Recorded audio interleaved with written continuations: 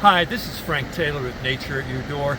Today I'm in Switzerland. It's late September and I'm up here in the Bernina Alps. Today we're going to walk to the Morteratsch Glacier from the Morteratsch train stop on the Bernina Railway. The Bernina Railway is a UNESCO World Heritage route and well-known route and a spectacular ride through the Bernina Alps. The Morteratsch Glacier is one of the largest in the Bernina Alps, and we're going to look and see how it has receded over time. Right here in your backyard, you never know what you're going to find.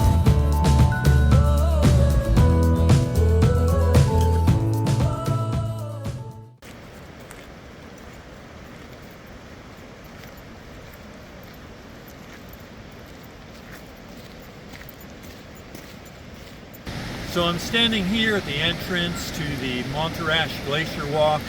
Train station's right behind me. And this is where the glacier was 160 years ago. We're going to follow the glacier's retreat along this path. This is actually the most accessible glacier in Switzerland. It's a 50-minute walk to the lip of the glacier where you can be up close to the actual ice, and it's the easiest walk to a glacier in all of Switzerland.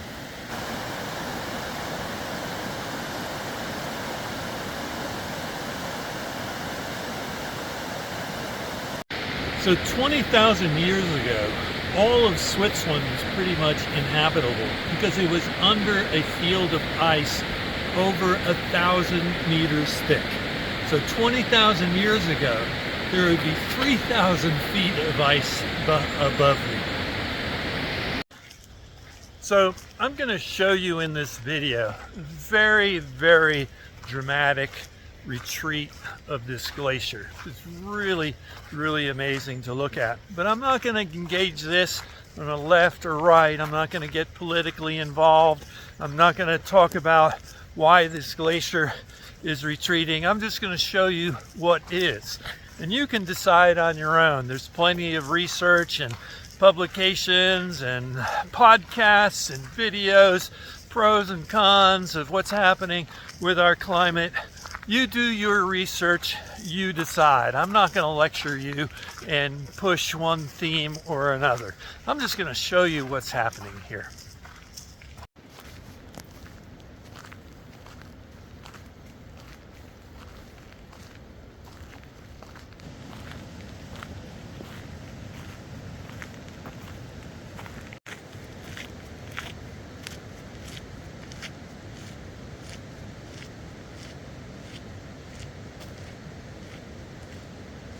So this river is all meltwater from the glacier, and it has this particular color because the glacier is grinding the rock into the finest silt and sediment, which colors the water this particular green color, which is from the rocks that the glacier is grinding over.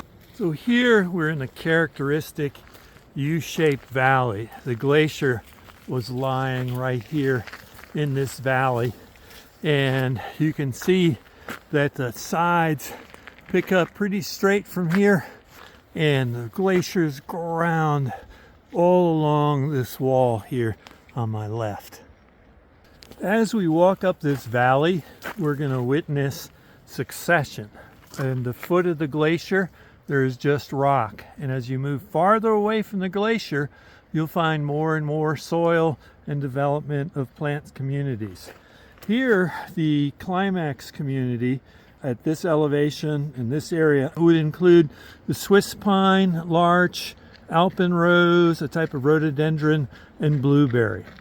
This community where I'm standing here has been developing for probably the last 100 years. So 100 years ago, I was standing on just rock like this, and now this community is succeeding. As we move up the glacier, we're going to see the trees get younger and younger, and we'll see more of the heath type tundra environment. You can already see just 50 yards probably from where I was. The landscape is getting more barren and the trees younger and less of that characteristic climax community and more of the pioneer plants coming in. As keep in mind that the glacier has been receding here for 180 years, and we're following the path of a glacial recession and the recovery of plants as they grow back and follow the retreat of this glacier.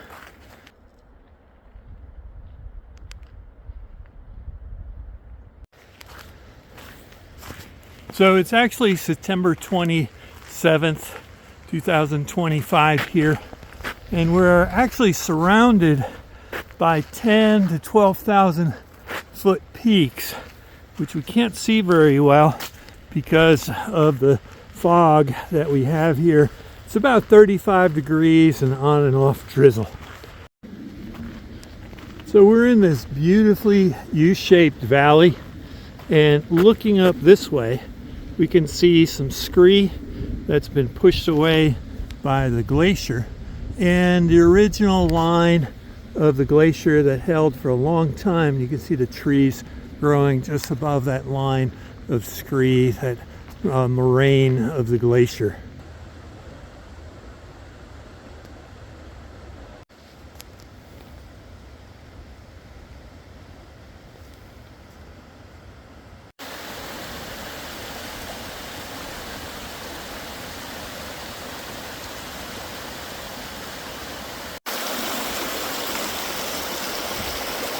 One of Switzerland's greatest natural resources, of course, is water.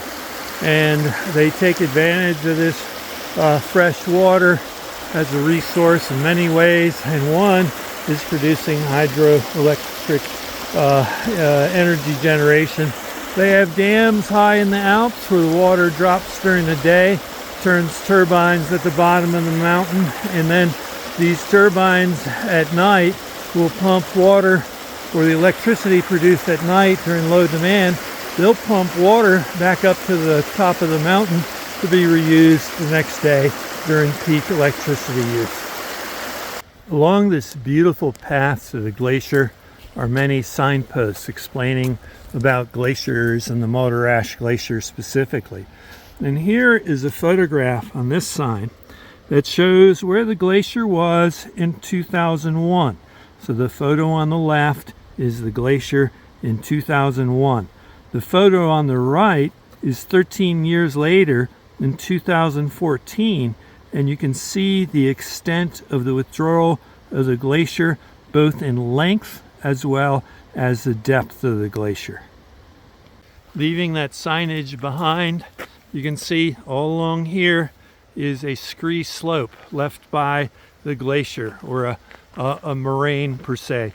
Scree is defined as very loose, gravelly rock that's unstable, and you see that trees are having a hard time trying to grow on that slope because it keeps slipping and falling.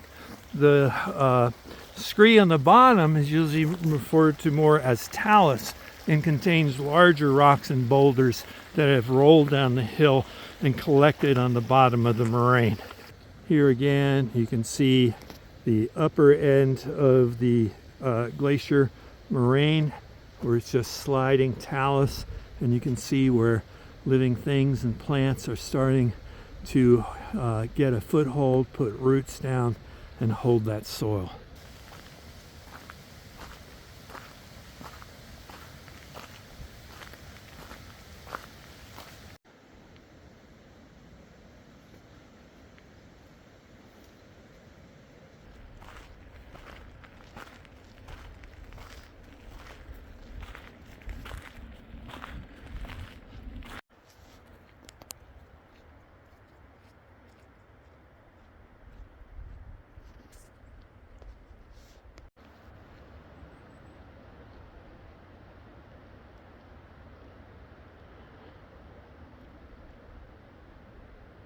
So you can see that this valley was full of ice right up to that line not very long ago at all, and up to this line on that side.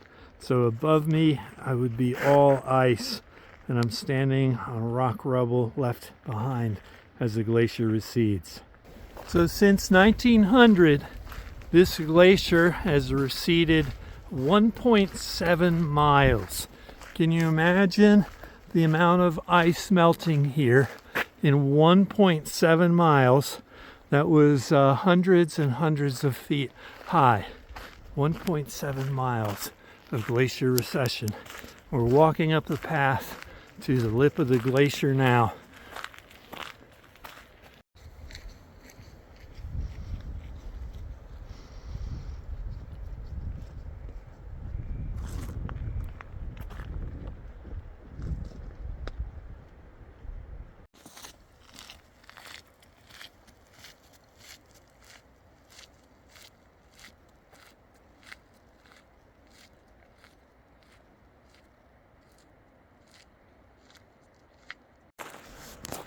One of the hard things to wrap your brain around about glaciers is that when the glacier is growing and it's always moving, and it actually will move if a rock falls on the surface of the glacier, you can track it, and that rock will move about 40 yards per year, which is significant. So the glaciers are actually flowing rivers of ice. From the pressure of the weight of billions of pounds of ice pushing down, it actually flows down the valleys. At the same time this one is flowing, it's melting, and the rate of melting is more rapid than its rate of growth of this glacier right now. So here, as we approach the terminus or the snout of the glacier and soil formation begins, these are the first pioneer plants that will come in: the alpine willow herb, the simply leaved milfoil, and the woody fringed moss, as well as some saxifrages that will develop here.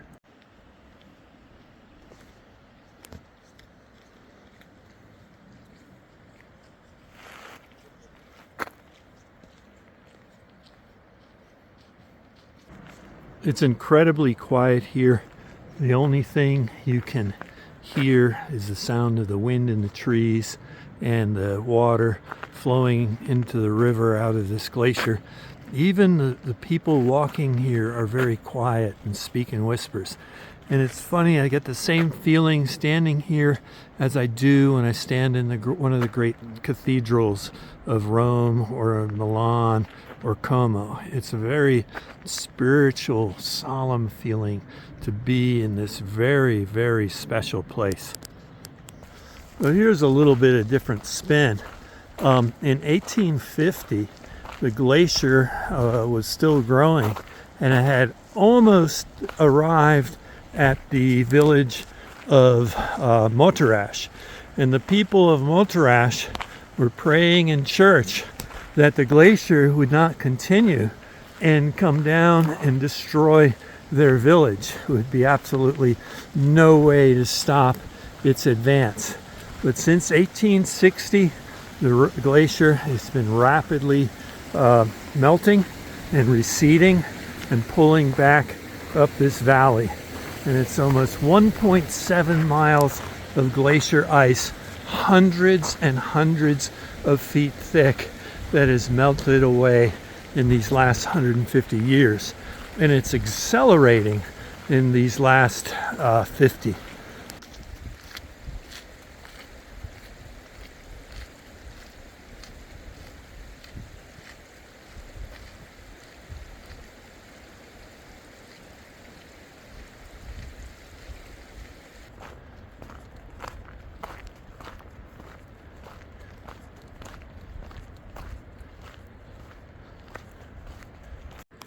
So I'm here at the glacial snout. This is where the glacier was and the shape of the end of the glacier here, probably where I'm standing in 2006. And this is how it's receded all the way back here in 2014. So we're here at the end of the trail, Up here, this is the snout of the glacier. That one is still receding and receding a lot per day. And it's amazing to look up. And of course, I'm interpreting this as I go along. This is the 1850 line where the glacier was 100 some and extra years ago. Way, way up there. The glacier ice was hundreds and hundreds of feet thick at this point.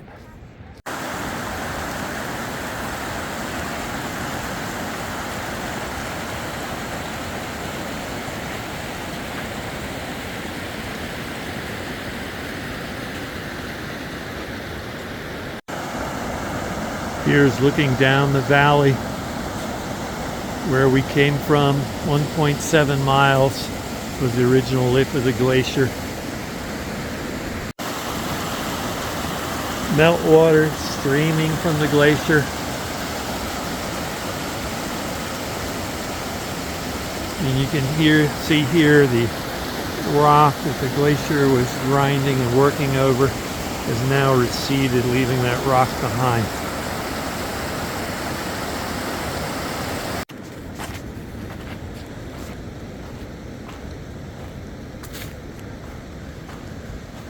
White, red, white marks the mountain trail. You can see here is just a lot of rubble, lots and lots of actively falling rock. Probably not a good place to be when it's actively raining or a few days after. A lot of times you want to let the rock settle. I'm not going to walk much further here. Get into a danger zone as you get closer and closer to the glacier itself. If you're interested in more about glaciers, check out some of my Switzerland episodes where I have crossed glaciers, hiked on them, climbed them, traversed them, wandered through crevasses, as well as gone through them to summit some of the 4,000 meter or 14,000 foot glaciated peaks here in Switzerland. Climbing and hiking is my passion. Here you can see the beginning of soil formation. This is primary succession, where plant communities and soil forms in a place there's no soil before it. You can see some of the mosses and different types of successional plants and shrubs that are coming up here and gaining their first foothold in the rubble or rock left behind as this glacier retreats. The closer and closer I get to the actual glacial ice, the fewer the plants and the less beginnings of soil and more just rock and sand and ground silt that the glacial ice and rock it pushes just grind and grind away at the surface of bedrock. So I'm here at the very edge of the glacier. You can see the glacial ice just a few hundred yards away from me. A lot of it covered with rock, which also accelerates the melting because the rocks heat up in the sun and help melt that glacier. And behind me here is the rest of the glacial mass that just keeps withdrawing and withdrawing. So I want you to know I'm not a glacier geologist. I don't have a strong geology background, but apparently I can play a geologist on YouTube. So I'm looking forward to my real geology people that know their stuff to share with me and my viewers in your comments about fascinating geological stuff you saw, or any corrections you want to make to my interpretation of what I read about glaciers and what I think I saw. So one of the big messages in this, I did want to show you that here in Switzerland, very dramatically, the loss of glacier ice. Since the turn of the millennium in 2000, last 25 years, Swiss glaciers have lost 40% of their volume. Try to wrap your brain around that. Swiss glaciers have lost 40% of their volume in the last 25 years. And this rate has been going on, but the rate of loss is accelerating. In 2022 to 2023, the glaciers lost 10% of their volume. In just 2 years, Swiss glaciers lost 10% of their volume. The average temperature in the Swiss Alps has increased by 3 degrees since 1970. That's a big change in temperature with massive effects on the glaciers and the local ecology. So this is all tied to warmer recent temperatures and the fact that it's not snowing as much as it used to here in the Alps. And the glaciers will grow when the snow volume exceeds the melting volume. And right now, the amount of melting exceeds any snow or ice fall on the glaciers, so the glaciers are melting. I feel very somber delivering this message to you, but I just wanted to show you this reality. It's possible that this Morteratsch Glacier will be completely gone by the year 2100. I've been coming here for over 50 years, and I may do a follow-up episode because when I get back to the USA, I'm going to try to pull out photos of myself at 6 years old, 15 years old, 20 years old, where I've come up here to see the Morteratsch Glacier. And I remember being able to walk up to it and actually touch the walls and seeing where you could almost walk into a big open glacier cave where the water was running out. So stay tuned for that. And remember, if you like what I do in Switzerland and my climbs and hikes, check out my Switzerland playlist. So thanks again for watching this episode of Nature at Your Door here in Switzerland on September 27th, 2025 in Morteratsch near Pontresina and St. Moritz near the legendary UNESCO Heritage rail line. And remember, I cover all things nature, from frogs, toads, snakes, turtles, the myriapoda, insects, trees, wildflowers, and fungi. I cover all the things you might encounter just outside your door. So thanks again for watching this episode of Nature at Your Door.